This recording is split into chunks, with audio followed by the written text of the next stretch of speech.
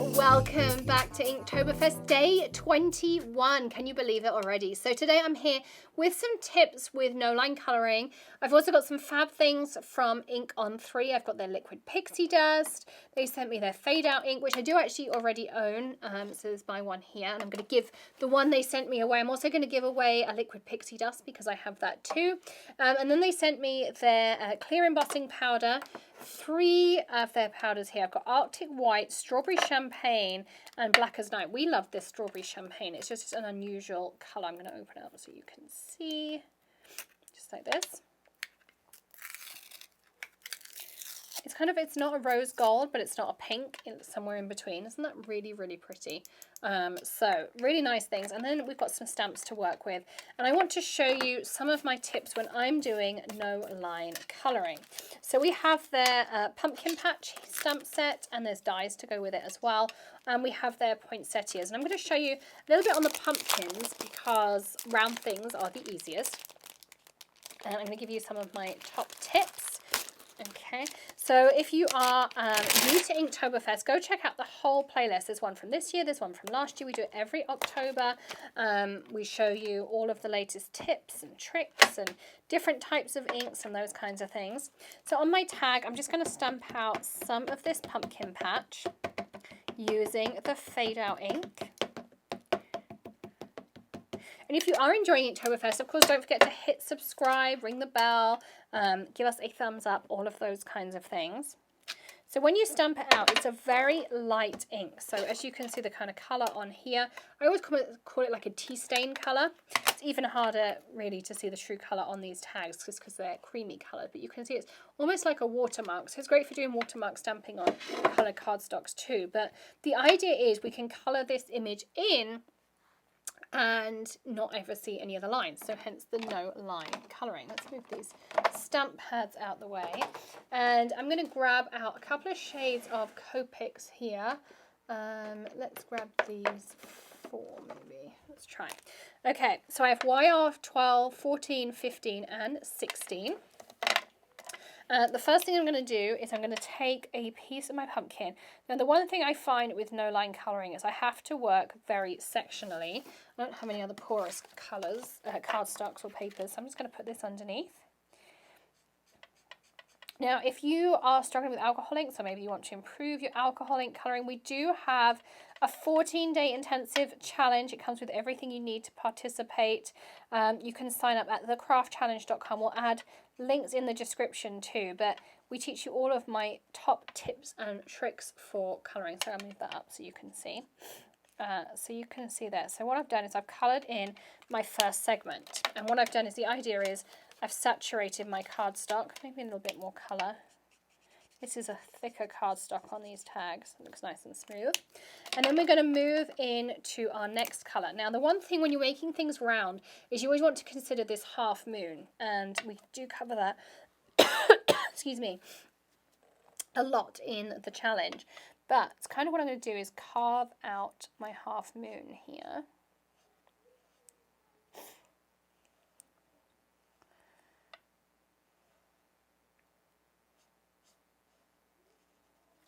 Okay, and as I go through each shade, that half moon is going to get smaller and smaller.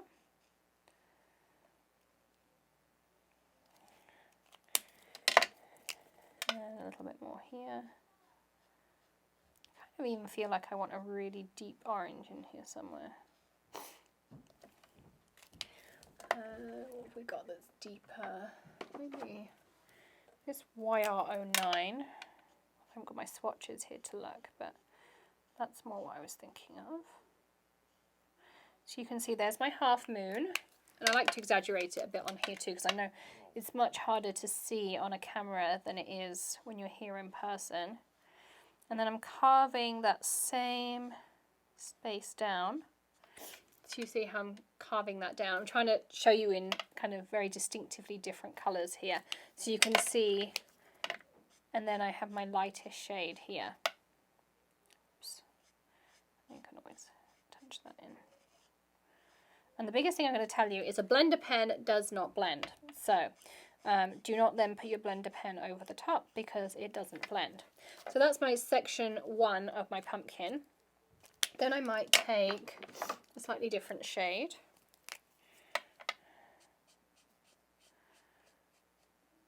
So I'm going to lay this one in here. So again, I'm laying down my first colour.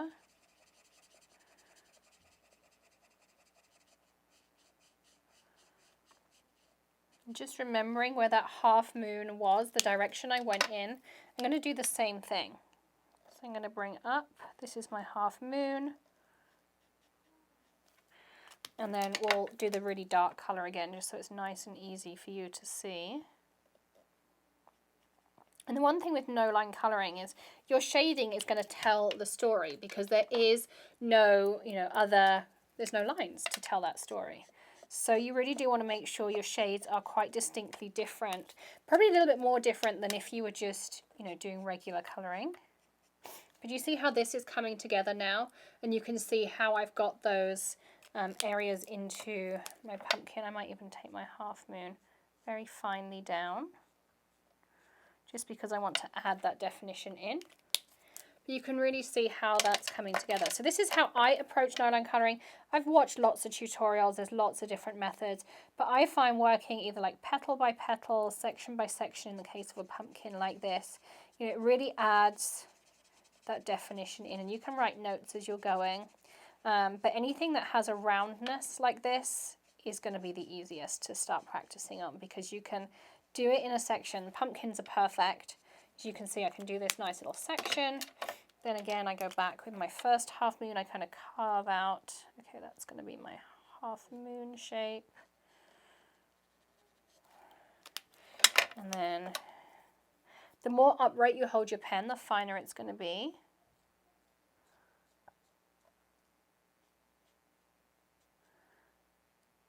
So here I can kind of sketch my details in how I want them.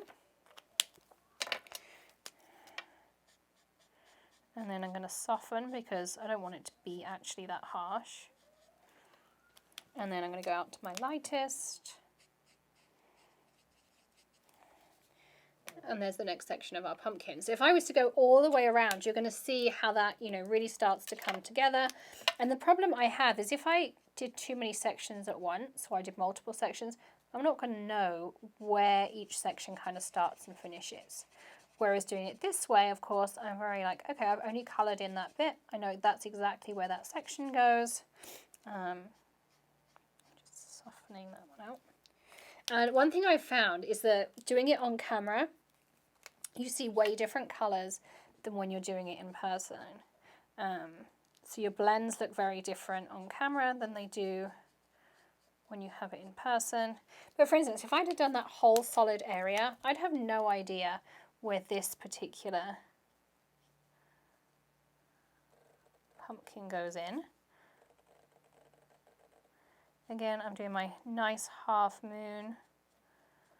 Half moons are your key to roundness. Just like this. And then we'll go into the mid again. We'll soften. So if you want to learn skills like this, then come join us for the next presentation of the challenge. So I'll add the link, or you can go to thecraftchallenge.com and find out more.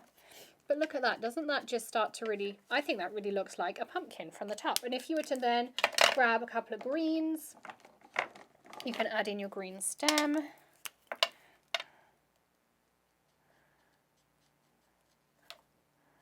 It's a bit finer, so I'm going to hold my pen more upright.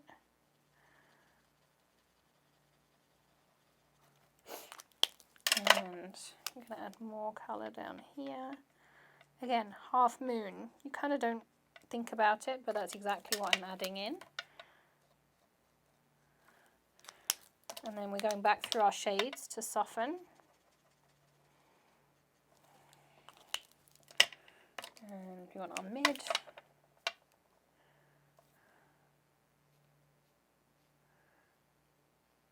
So the only way you have to imply outlines with no line colouring is through the shading itself. So your shading and selection of colours is really important. But you can see I'm still using quite a limited palette here.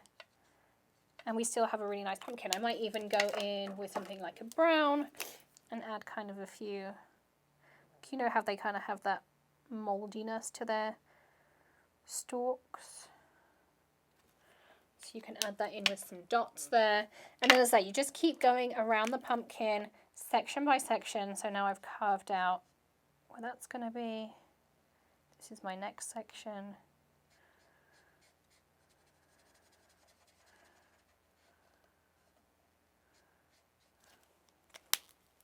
The mid. Just like this.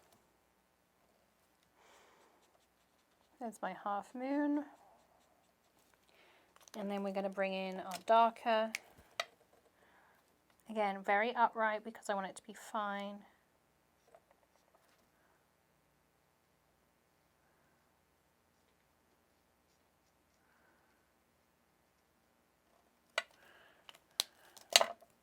Mid.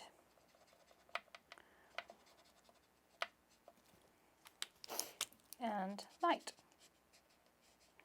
And that's just how I would keep going around my item until I have an entire pumpkin in there. So they're my tips for no line colouring. I hope you have enjoyed those. I can't wait to see if you're going to practice those at home. As I mentioned, don't forget to hit subscribe, check out the rest of the playlist, check out the blog post for a giveaway, all of those fun things as well. And I will see you again tomorrow for another Inktoberfest post. I'll see you then. Bye.